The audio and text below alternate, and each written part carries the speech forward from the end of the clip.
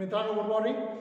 आपण पाहतो BA third same समाजशास्त्र आणि त्यामध्ये आपण आज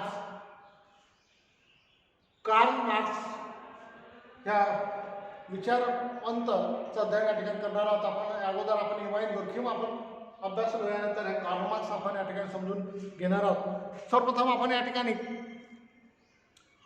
कार्ल मार्क्सचा जीवन परिचय करून घेणार आहे, त्याची ग्रंथसंपदा, त्यानंतर त्याची भांडवलवादावरची टीका, भांडवलवादावरचे विचार, त्यानंतर त्याची खाजगी मालमत्ता, वर्गव्यवस्था, अतिरिक्त मूल्य आणि कामगारांचे शोषण, त्याच्या राजकीय सत्तेवर भांडवलदाराचे नियंत्रण, त्यानंतर संपत्तीचे ध्रुवीकरण, परात्मकता आणि विलगीकरण, त्यातून मग वर्ग संघर्ष आणि भांडवलदाराचा अंत, वर्ग आणि वर्ग संघर्षाची संकल्पना, सामाजिक वर्गाची संकल्पना, वर्ग जाणीव आणि स्वतःमध्ये वर्ग आणि स्वतःसाठी वर्ग, वर्ग संघर्ष आणि वर्ग संघर्षातील टीका, या सगळ्या बाबी या ज्या कार्ल मार्क्सने सांगितल्या आहेत त्या सगळे आपण या ठिकाणी अध्ययन करणार आहोत. तर अगोदर आपण या ठिकाणी कार्ल मार्क्सचा जीवन परिचय या ठिकाणी आपण पाहणार आहोत.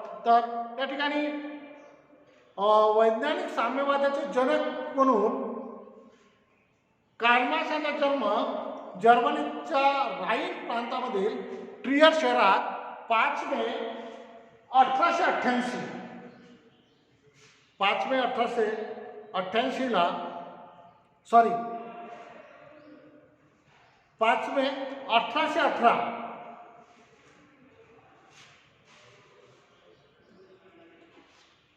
1818 मध्ये एका मध्यमवर्गीय यहुदी कुटुंबामध्ये झाला. कार्ल मार्क्सचे वडील हे हेनरी मार्क्स प्रसिद्ध वकील होते आणि त्या काही जर्मनीत एका कुलीन जे घराणे होते ते म्हणून हेनरी मार्क्सचे घराणे प्रसिद्ध होते. मार्क्सचे सुद्धा वकील बनावं अशी त्यांच्या आईवडिलाची इच्छा होती. मार्क्स 6 वर्षाचा असताना म्हणजे 1824 मध्ये मार्क्स कुटुंबाने ख्रिश्चन धर्माचा स्वीकार केला, म्हणजे 1824 मध्ये. मग त्या ठिकाणी कार्ल मार्क्स 1830 ते 1835 पर्यंत शिक्षण ट्रियर शहरातच एका चांगल्या शाळेत झाले. मार्क्स हा एक हुशार विद्यार्थी होता, परंतु खोड्या करण्यासुद्धा तो पटाईत होता. म्हणजेच 1 नंबरचा तो खोडकर विद्यार्थी म्हणून त्याची त्यावेळेस ओळख होती. आणि ट्रियर शहरात राहत असताना मार्क्सच्या कुटुंबाची मैत्री व्हान वेस्टफालन या कुटुंबाशी झाली.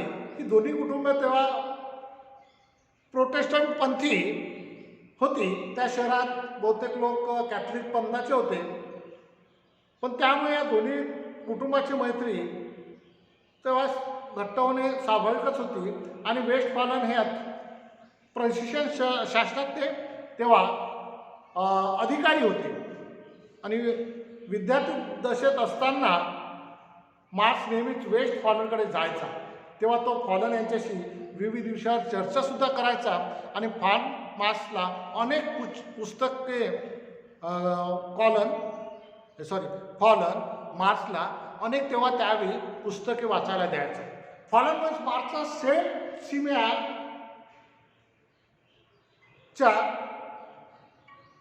विचाराशी परिचय झाला आणि मार्क्सने शाळेच्या शेवटच्या परीक्षेकरता व्यवसाय निवडण्याबाबतच्या एका तरुणाचे विचार हा निबंध लिहिला.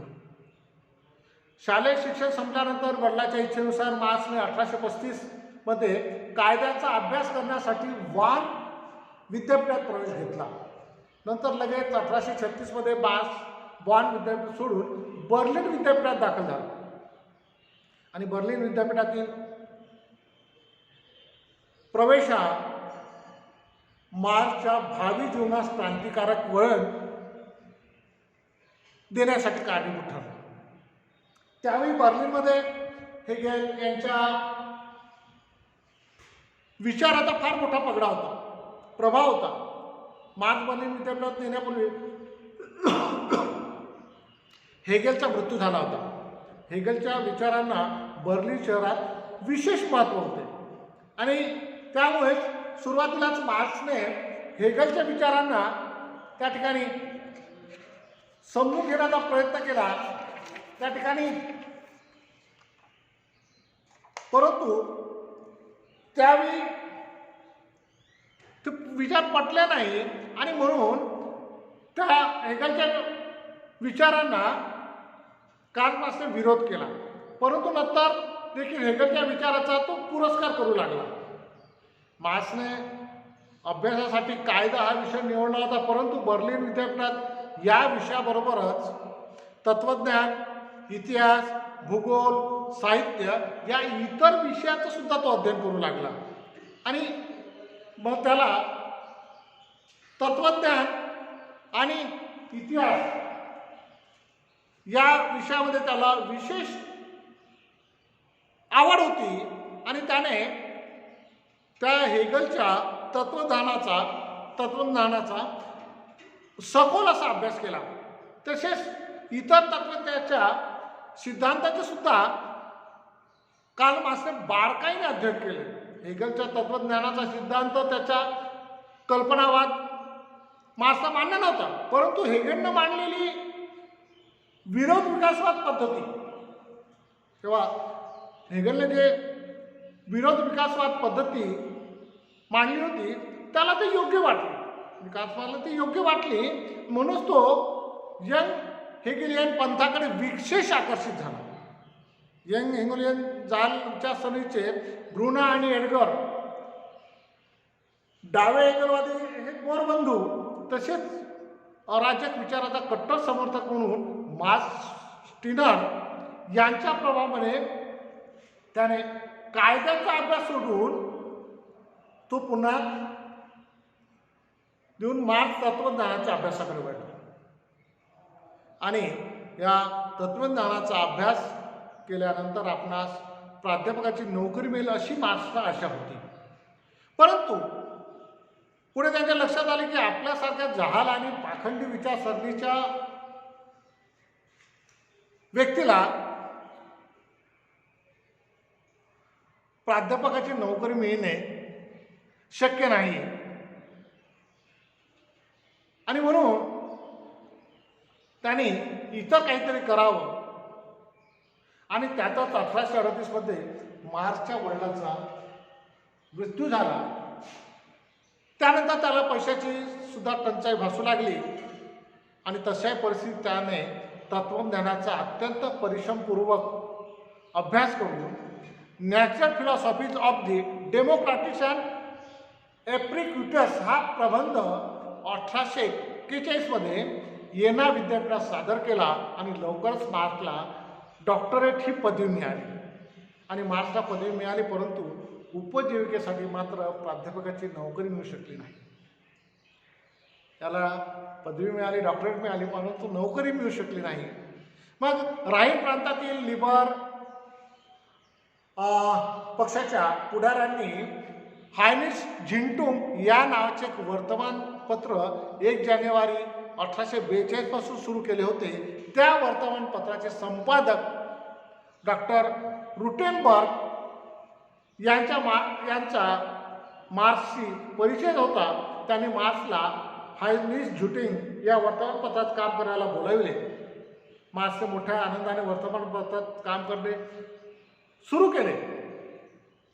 हायनिश झिंटुंगमधून मार्क्स लिखाण करू लागला. ऑक्टोबर 42 मध्ये डॉक्टर रुटेनबर्ग संपादकाच्या पदावर निवृत्त झाले आणि त्या ठिकाणी त्यांच्या जागी मार्क्सची संपादक म्हणून नियुक्ती झाली. वर्तमानपत्रात काम करत असताना मार्क्सचे जर्मनच्या अर्थकारण आणि राजकारणाचे सखोल अध्ययन केले आणि वर्तमानपत्रातून मार्क्सने जर्मनच्या अर्थकारणावर, राजकारणावर अशा प्रकारचे विशेष लेख म्हणजे अभ्यासपूर्ण लेख त्याने लिहिले. मार्क्सच्या लेखनातील जहाल विचारसरणीमुळे हे वर्तमानपत्र बंद करण्याचा सरकारने आदेश दिला. म्हणजे तो त्या वर्तमानपत्रात असताना सुद्धा त्याची ती विचारसरणी ती जहालच होती आणि त्या जहाल विचारसरणीमुळे ते लेख पाहून तेव्हा तेथील तत्कालीन सरकारने ते वर्तमानपत्र बंद करण्याचा आदेश दिला. त्यातच वर्तमानपत्राच्या भागीदारीसोबत मार्चचे मतभेद झाले आणि त्यामुळे 17 मार्च 1843 मध्ये मार्क्सने संपादक पदाचा राजीनामा दिला. मार्क्सने तेव्हा राजीनामा दिल्यानंतर मार्क्सने व्हान वेस्टफॅलन कुटुंबाशी मैत्रीपूर्ण संबंध होतेच. सुरुवातीपासूनच त्यांचे संबंध होते. वेस्टफॅलनची मुलगी जेनी ही मार्क्सची बालमैत्रीण होती आणि विद्यार्थी दशेतच मार्क्सचा विवाह जेनीशी निश्चित झाला होता. एप्रिल 1843 मध्ये मार्क्सचा जेनीसोबत विवाह त्या ठिकाणी झाला आणि मग विवाहानंतरचेच काही महिने मार्क्सने जर्मनीत घालवले. जर्मनीत आपल्यासारख्या जहाल विचारसरणीच्या व्यक्तीस चरितार्थ करणे कठीण होऊन जाते. कारण की आपण पाहतोय की जहाल विचारसरणीच्या व्यक्ती क्रांतिकारक यांना जरा समजायला वेळच लागते आणि त्याच्यामुळे ते इतर व्यक्ती त्यांना स्वीकारत नाही. मग अशा पद्धतीने आपला का आता कठीणाचार्य त्या हे ओळखून त्याने नोव्हेंबर 1843 मध्ये आपल्या पत्नीसह जर्मनी सोडले आणि तो फ्रान्समध्ये गेला. मग मार्क्स पती पत्नी त्या ठिकाणी पॅरिसमध्ये ते राहू लागले.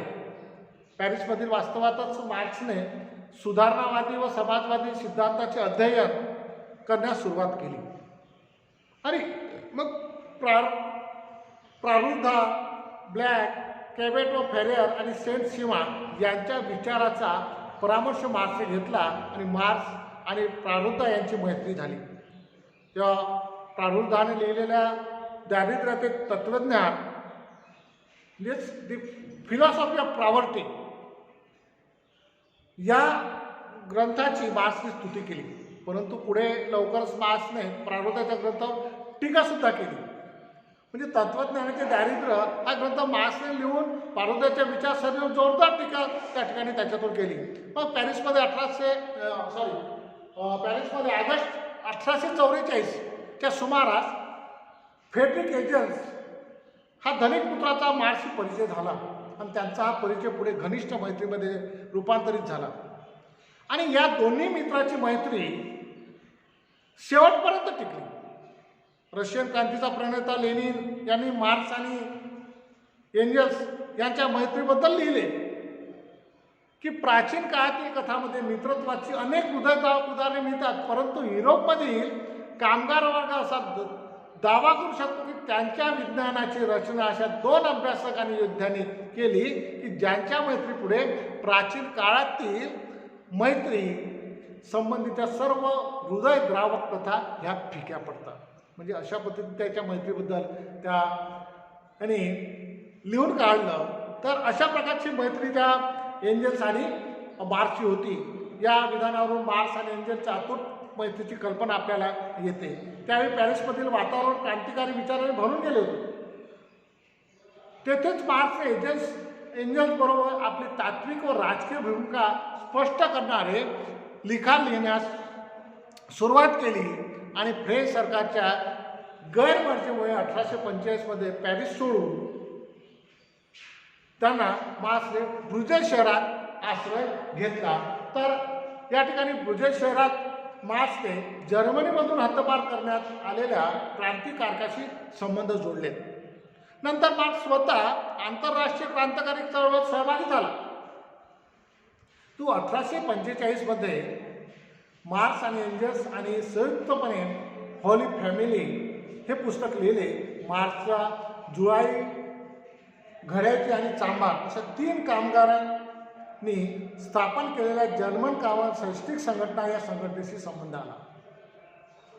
त्या संघटनेची उद्दिष्टे व कार्य स्पष्ट करणारे पत्रक लिहून देण्याची मार्क्सला विनंती केली. त्या नोव्हेंबर 1847च्या शेवटी कम्युनिस्ट लीगचे दुसरे अधिवेशन संपन्न झाले आणि या अधिवेशनात मार्क्स आणि एंजल्स यांनी मांडलेले सिद्धांत बहुमताने स्वीकृत करण्यात आले आणि त्यांच्यावर कम्युनिस्ट जाहीरनामा लिहिण्याचे काम सोपवण्यात आले. मार्क्स आणि एंजल्सच्या यांनी तयार केलेला कम्युनिस्ट जाहीरनामा फरवरी 1848 मध्ये लंडन येथे प्रसिद्ध झाला. जर्मनीत 1848मध्ये क्रांती घडून आल्यानंतर मार्क्स पुन्हा जर्मनीला परत आला, परंतु जर्मनीला जास्त काळ मार्क्स राहू शकला नाही. तो पुन्हा पॅरिसला आला आणि फ्रेंच सरकारच्या दडपणामुळे मार्क्सने पॅरिसचा निरोप घेतला. तो मग लंडनमध्ये राहू लागला. मार्क्सने ब्रिटिश म्युझियमच्या वाचनालयामध्ये वाचन सुरू केले. वाचन आणि चिंतन यातच तो जास्तीत जास्त वेळ घालू लागला. लंडनमध्ये असताना 1863मध्ये जगातील कामगाराची एक आंतरराष्ट्रीय संघटना स्थापन करण्यात आली. कम्युनिस्ट इंटरनॅशनल या नावाने ती संघटना ओळखू लागली आणि त्या संघटनेच्या पहिल्याच सभेनंतर मार्क्सने संघटनेची सर्व सूत्रे आपल्या हातात घेतली आणि संघटनेला कामगाराची एक सामर्थ्यशाली संघटना बनवण्याकरता मार्क्सने खूप परिश्रम घेतले. 1875मध्ये गोथा या ठिकाणी मार्क्स आणि लॅसले यांनी अनुयायी एकत्र करून एक परिषद घेतली आणि या परिषदेच्या कारण मार्क्सने दी क्रिटिक गोथा हा लेख लिहिला. मार्क्सने आपले सर्व आयुष्य लिखाण, वाचन आणि कामगाराच्या संघटनेसाठीच त्याने वाहून घेतले, परंतु त्यांची आर्थिक परिस्थिती फार वाईट होतीच. कारण एंजेल्सने मार्क्सला बरीच आर्थिक मदत केली.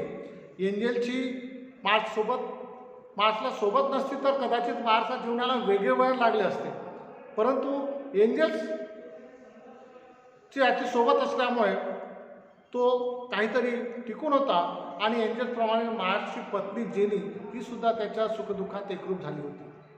आर्थिक परिस्थितीत जेनीने कधी मार्क्स विरुद्ध तक्रार केली नाही. 2 डिसेंबर 1881मध्ये जेनीचे निधन झालं. त्याचा मार्क्सच्या मनावर फार मोठा आघात झाला. काही महिन्यातच मार्क्सची मोठी मुलगी मरण पावली. एका पाठोपाठ कसे आघात मार्क्सवर झाले आणि त्यातच मार्क्सला खोकल्याचा खूप त्रास सुरू झाला. त्यामुळे मार्क्सचे आरोग्य खूप बिघडले आणि शेवटी 14 मार्च 1883मध्ये मार्क्सने जगाचा निरोप घेतला आणि एका महान क्रांतिकारी विचारवंताचा अंत झाला. यावेळी एंजेल्स आपल्या हृदयराव भाषणात म्हणाला की मार्क्सचे नाव युगायुगापर्यंत अमर राहील आणि त्याचप्रमाणे त्याची कीर्ती देखील अमर होईल असे त्यावेळेस एंजेल्स म्हणाला. मार्क्सच्या विचारावर हेगेलचा प्रभाव पडला आणि त्याचप्रमाणे फ्रेंच तत्त्वज्ञानाचा देखील त्यांच्यावर प्रभाव होता आणि सेंट सायमन चार्ल्स फेरियर या फ्रेंच तत्त्ववेत्त्याच्या विचाराचा प्रभाव मार्क्सच्या लिखाणावर आढळतो. एंजेल्स हा मार्क्सचा म्हणजेच खूप जवळचा जीवनकंठस्थ अशा प्रकारचा तो मित्र होता. एंजेलच्या विचारांचा मार्क्सवर आणि मार्क्सच्या विचारांचा एंजेल्सवर किती प्रभाव पडला हे सांगणं कठीणच आहे, परंतु इतकेच म्हणता येईल की दोघांचे विचार सारखेच होते आणि अशा पद्धतीने त्याचा हा जीवन प्रवास आपण या ठिकाणी पाहिला. त्यानंतर आपण उद्या मार्क्सची ग्रंथसंपदा समजून घेऊ.